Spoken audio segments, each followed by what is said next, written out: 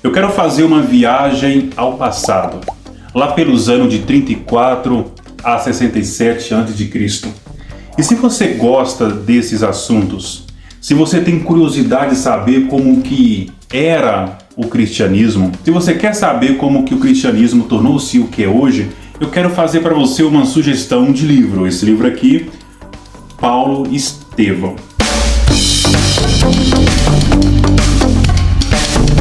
Esse livro foi escrito por Francisco Cândido Xavier. Eu não sabia que esse era o nome do Xavier, eu conheci ele como Chico Xavier, e aí ele escreveu esse livro em 1941. Ele atribui ao Espírito Emmanuel que ditou para ele. E aí eu quero passar um pequeno vídeo para você ver como que se deu a construção desta obra. Eu chegava em casa 5h15, 5h20. Tudo era qualquer coisa rápida. Puxava,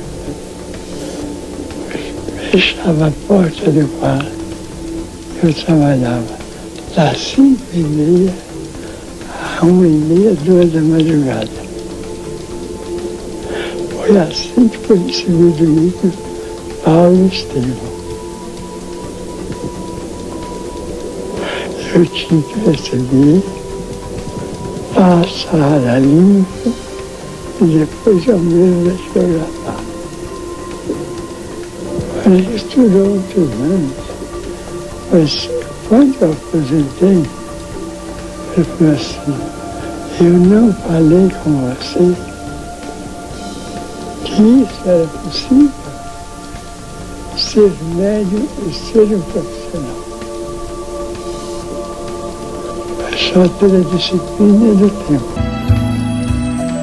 A frase que o Chico Xavier disse, tudo que se precisa ter é a disciplina do tempo, isso é a base de tudo. Achei isso muito sábio.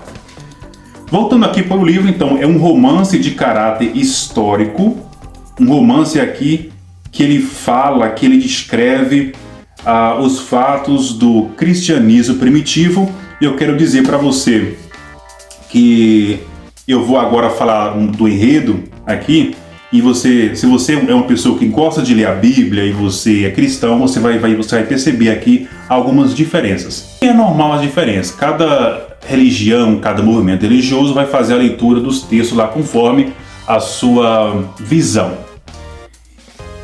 Esse livro aqui ele tem o objetivo de mostrar a trajetória nesses momentos históricos que eu citei, de 34 a 67 d.C., a narrativa do apóstolo Paulo.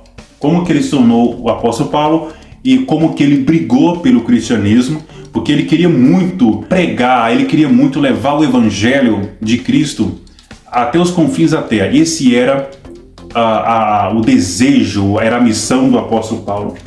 Mas muitas coisas aconteceram antes disso e que eu quero trazer aqui através da síntese do enredo da obra.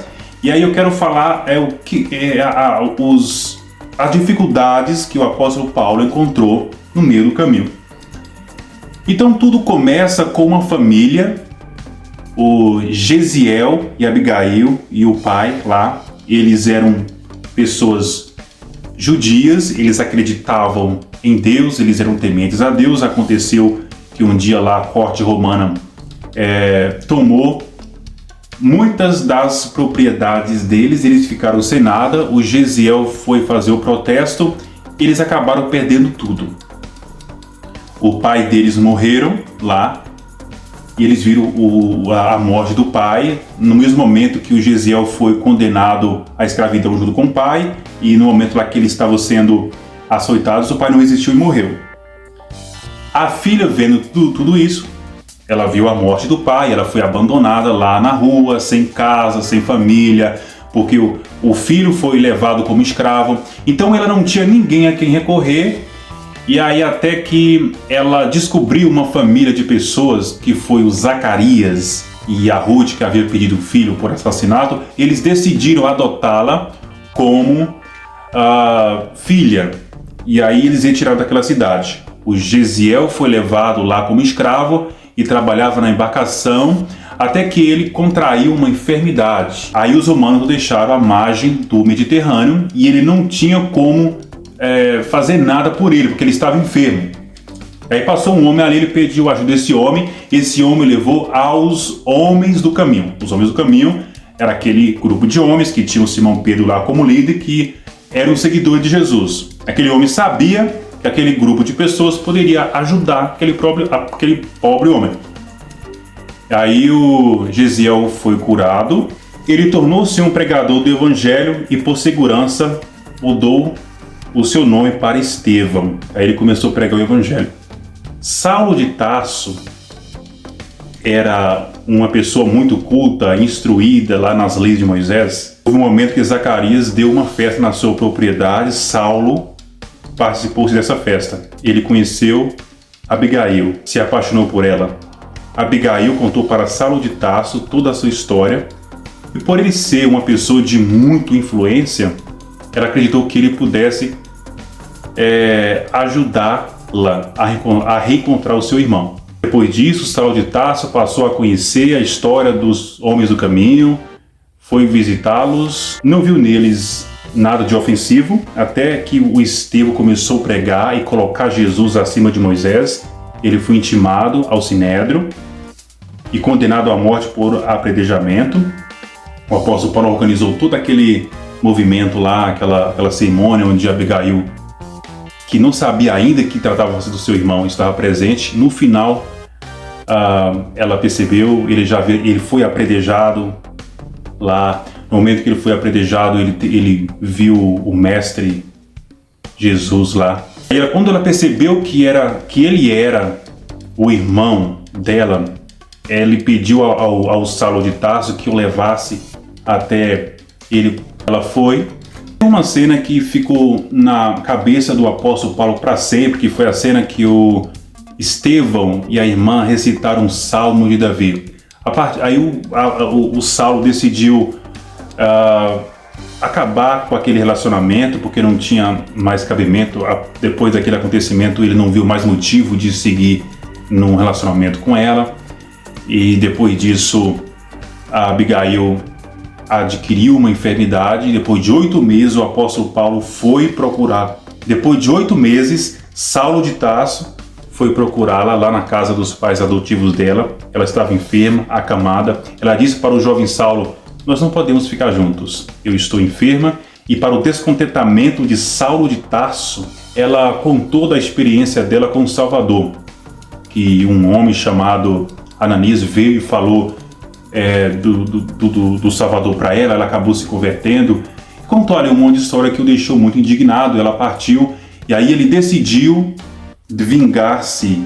Ele decidiu procurar esse homem chamado Ananias para vingar dele por fazer com que Abigail se desviasse do caminho das leis de Moisés.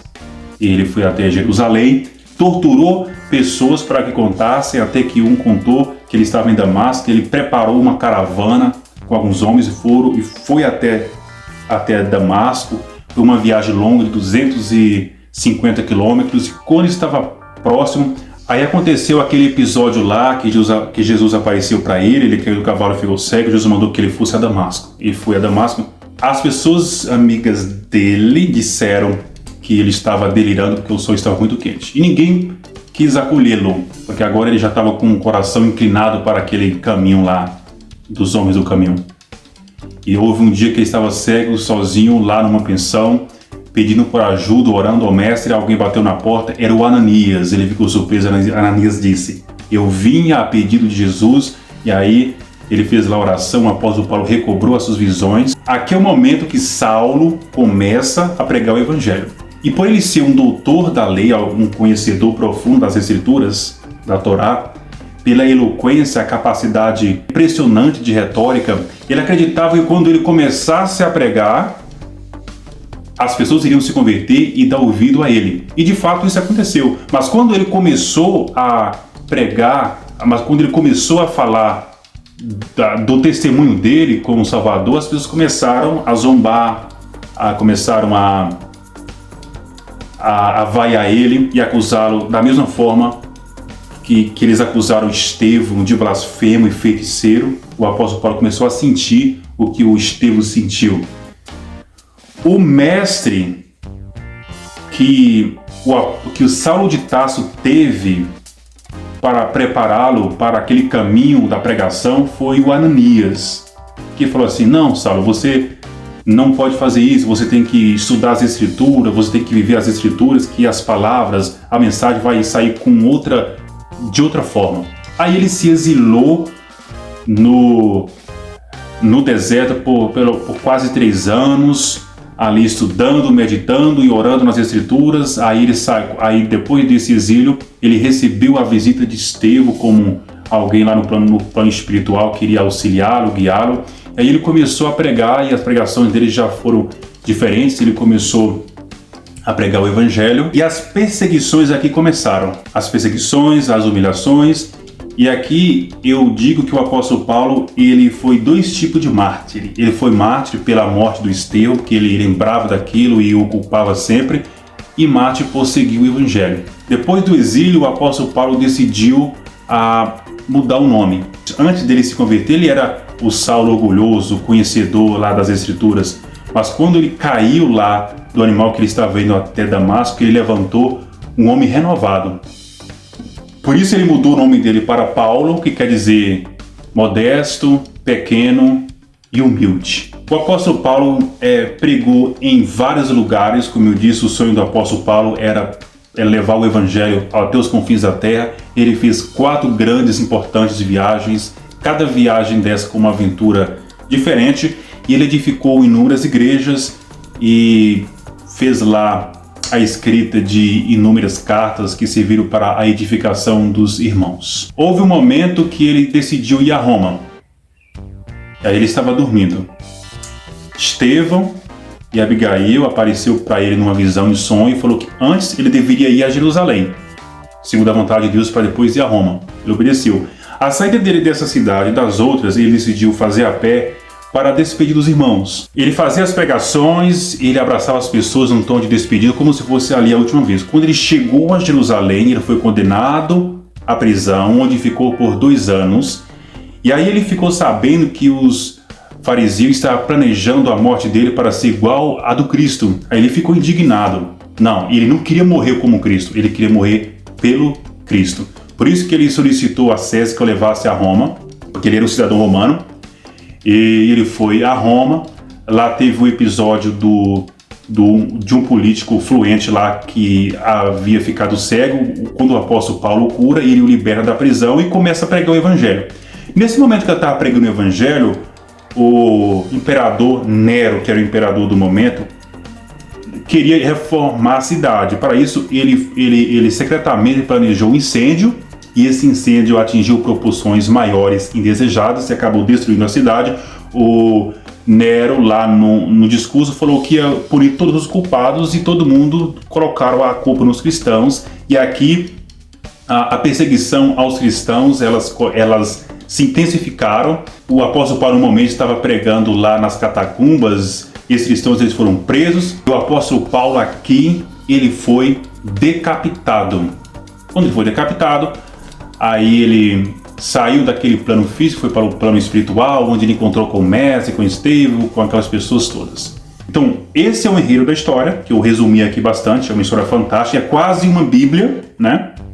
Quase uma Bíblia. Chega até a ser cansativo, porque trata-se de um livro com 553 páginas. Há muitos tópicos aqui que eu gostaria de falar deles, como por exemplo a viagem que ele fez, onde ele foi picado por uma serpente e as pessoas o confundiram como Deus. Teve um momento que ele estava pregando numa cidade lá onde as pessoas cultuavam uma deusa, não me lembro o nome da deusa agora. E aí, quando aconteceu ali um milagre, as pessoas disseram que ele era o Deus encarnado e começou a fazer aquelas cerimônias para adorá-lo, e ele repreendia aquilo. Há um momento interessante aqui do apóstolo Paulo que muito me chama a atenção, aquela história daquela mulher que tinha um espírito que adivinhava, os comerciantes ficaram ricos através dela, e o apóstolo Paulo repreendeu o espírito e nunca mais ela conseguiu fazer adivinhações. e as pessoas ficaram com raiva do apóstolo Paulo por conta disso. Então são inúmeras questões aqui, como que as epístolas foram escritas quando o apóstolo Paulo estava saindo de Jerusalém para Roma. O Lucas, que ele encontrou lá, que o Lucas era um médico, depois do exílio ele encontrou o Lucas e tornou-se amigos lá e parceiros. O Lucas falou assim: eu vou relatar tudo o que está acontecendo no Paulo. O Paulo falou assim: relata tudo sobre Cristo, nada sobre mim, porque a glória pertence a ele. E quando ele estava saindo lá de Jerusalém para Roma, lá no porto, estava lotado de pessoas, judeus, romanos, gentios, crianças, e a grande maioria das pessoas que compunham aquela multidão estava chorando, porque eles amavam o apóstolo Paulo. O apóstolo Paulo era muito querido, eles queriam seguir o apóstolo Paulo. Então você vai gostar aqui da história. Lembrando que essa aqui é uma leitura do cristianismo à luz do espiritismo. Eu não sou espírita, mas eu achei a história um pouco interessante, porque você vai ver aqui alguns detalhes. Eu li as cartas do apóstolo Paulo, já faz tempo que eu li, aí eu tinha uma impressão do apóstolo Paulo. Através desse livro eu já tenho uma outra impressão do apóstolo Paulo.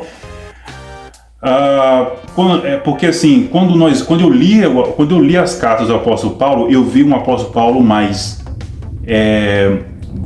voltado para aquele meio. Eu não via a parte humana dele. O apóstolo Paulo, ele sofreu muito pelo que acontecia com Estevão. Ele se culpava muito por isso. Não era só o desejo que ele tinha de servir o mestre, não era só isso, era também essa questão que o perturbava, ele se culpava. Então é basicamente esta história. Eu não gosto de livros narrativos sobre fatos históricos, sobre religião. Eu prefiro livros descritivos. Eu vou pegar para você aqui um exemplo de livro que eu gosto. Esse livro aqui não é um livro de gênero narrativo. Eu gosto de livro dessa forma. Também gosto desse livro. É o Luiz de Enoch, que tem uns comentários, mas não é livro de tom narrativo.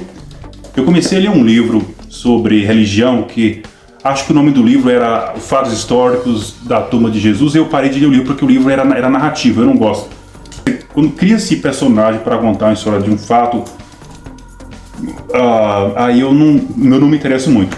Mas eu gostei aqui do livro, e depois eu vou ler as cartas do apóstolo Paulo para ver quais são as experiências que eu vou ter. Lógico que vai ser diferente, né? Que escrito por autor diferente. Lá nós temos autores cristãos, e aqui esse autor ele não é necessariamente um cristão, né? Ele faz parte do espiritismo. Então é basicamente esse o livro que eu gostaria de sugerir.